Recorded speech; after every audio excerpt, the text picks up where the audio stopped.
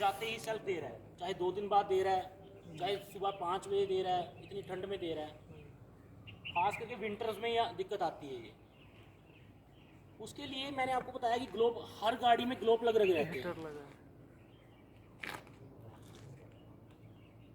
2 से 3 बार 10 to 12 second के लिए हमने की को ऑन ऑफ करना है।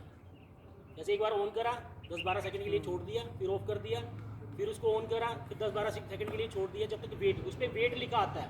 जब आप चाबी लगाओगे तो जब चाबी लगाओगे ऑन करोगे तो उसमें वेट लिखा आएगा कि वेट करो भाई, हाँ वेट करो।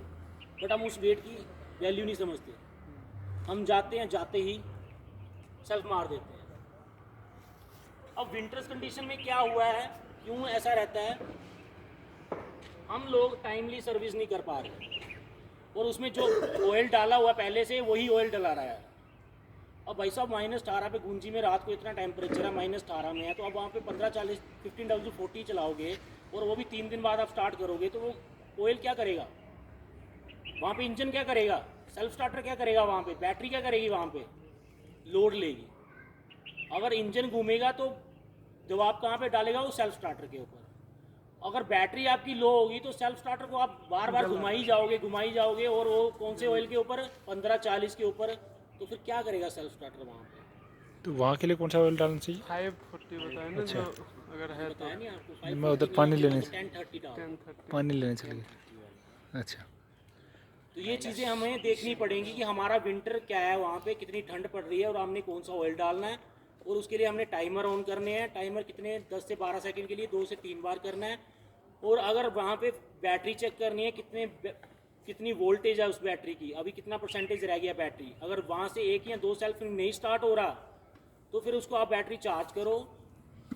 उसके बाद भी नहीं स्टार्ट हो रहा तो उसका रीज़न पता करो कि क्या रीज़न है, कि उसको फ्यूल मिल रहा है, कहीं एयर तो नहीं ले रहा वो बार बार। ये चीज़ें हैं। अभी मैंने जैक 12 जैक है ना साहब ऊपर, 12 जैक में नवी डांग में, ना उनके पास सेल्फ स्टार्टर है ना उनके पास बैटरी थी।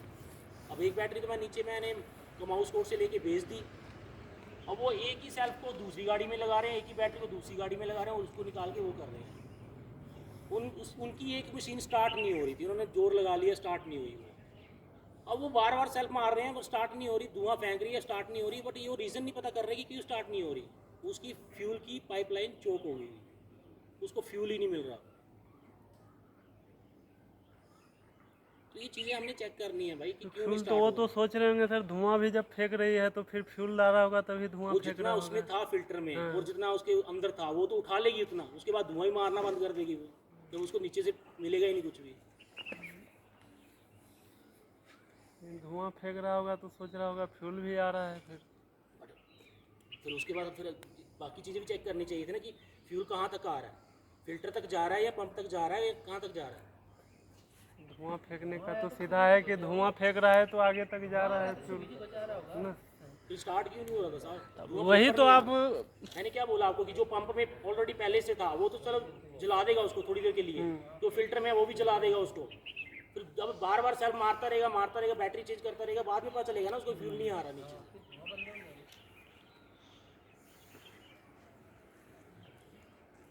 ठीक है साहब, मैंने क्या बताया कि पहले इग्निशन की को ऑन ऑफ करना है। दूसरी बात हमने बैटरी वोल्टेज चेक करनी है कि कितने, बैटरी वोल्टेज कितने % है।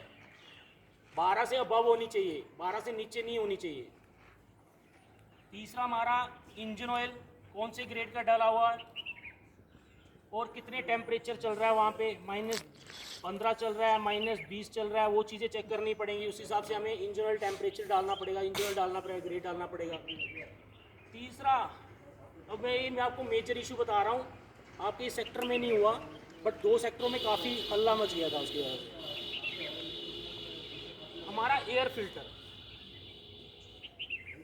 अब आप सोच रहे होंगे एयर फिल्टर का इसमें क्या लेना देना। ले में कम से कम भी लास्ट टाइम जब मैंने विजिट करा था अप्रैल में, तो 603 बटालियन कारू वाली सेक्टर में, उनके अंदर 4 फील्ड वर्कशॉप पड़ती है, 233 ऐसे करके काफ़ी फील्ड वर्कशॉप, 4 फील्ड वर्कशॉप पड़ती हैं। उनके चारों के चारों फील्ड वर्कशॉप के 15 या 17 बोकैट स्टार्ट नहीं हो रहे थे।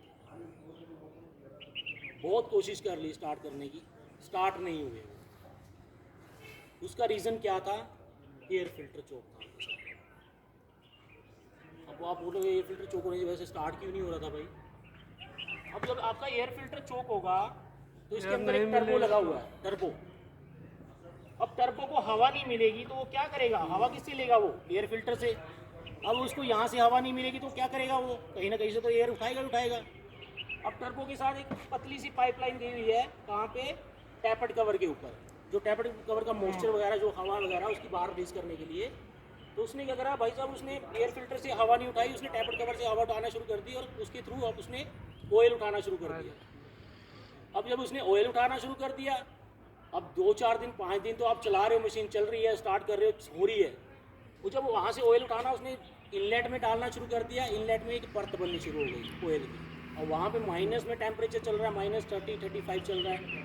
जब 2 दिन बाद उन्होंने मशीन स्टार्ट नहीं करी, वो एक लेयर बना गया ऑयल की। वो लेयर कहाँ पे बैठ गई? पिस्टन के ऊपर बैठ गई। अब पिस्टन को अब दबाव मिल रहा है, कंप्रेशन नहीं बन रहा है, तो वो स्टार्ट नहीं होगी। नेचुरली बात है। अब उसको कोई समझ नहीं पाया कि हुआ तो हुआ क्या है। तो वही चीज़ थी, वही रीज़न था। इसलिए उन्होंने शेड्यूल मेंटेनेंस को प्रेफरेंस ही नहीं दी। उन्होंने पहली जो मशीन स्टार्टिंग जो आई थी, 400-400 घंटे, 300-300 घंटे मशीनें चला दी थी और 15W40 के ऊपर ही चला रहे थे और एयर फिल्टर बिल्कुल ही चौक था। और करते क्या थे वो? 2-2 घंटे चलाते थे बस, उसके बाद बंद कर देते थे उसको। अगर आप डेली चला रहे हो, उसको यूज़ कर रहे हो ना, चाहे ग्रेड चाहे जौन सा मर्जी हो, बट आप चला रहे हो उसको, डेली यूज़ कर रहे हो तो इतनी दिक्कत नहीं आती। बट कभी कभार उसको यूज़ करोगे तो फिर दिक्कतें आएंगी। अब बताओ उसके लिए फिर अब क्या करना पड़ेगा? पिस्टन के ऊपर लेयर जम गई है, उसको ऑयल कैसे निकालेंगे बाहर? या तो उसको इंजन खोलना पड़ेगा, पूरा हेड खोलना पड़ेगा उसके लिए। तो ये चीज़ें हुई थी वहाँ पे, बहुत ज़्यादा ये इश्यूज आए थे वहाँ पे। सेल्फ स्टार्टर भी फिर हुए थे, 10-12 सेल्फ स्टार्टर भी ख़राब हो गए थे। तो उसका सोल्यूशन क्या किया था फिर? आग दिखाया होगा, आग वगैरह दिखाना चाहिए। आग दिखाने से स्टार्ट नहीं हुए वो। जल जाता ना, बार बार जाता अंदर। आग नहीं हुए स्टार्ट, वो आग दिखाने से भी स्टार्ट हुए खोल के ही साफ हो गया। नहीं। फिर हमने क्या करा था उसके लिए? चारों के चारों ग्लो प्लग निकाले, चारों के